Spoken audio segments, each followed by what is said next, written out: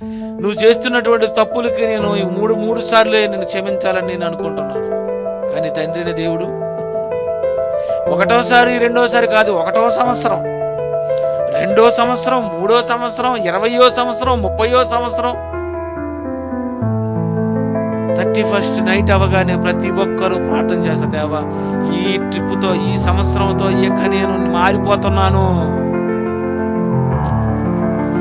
Same ప్రార్థన తల్లి చెప్పు.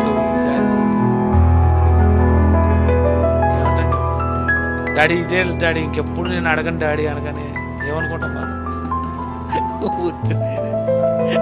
అలాగే అంటావు. కానీ ఈ వేళకి నన్ను అలాగ సెట్ చేస్తూ రేపు మళ్ళీ మరొకటి అడుగుతాను.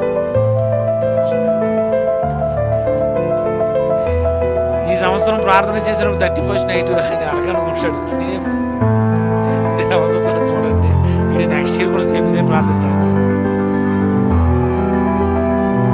ఏమనుకుంటాడు? 1వసారి, 2వసారి, 3వసారో, 50యోసారో, 60యోసారో, 70యోసారో, 70 ఏళ్ల మట్టుకు నువ్వు నిన్ను క్షమించమని చెప్తున్నాడు ఆయన.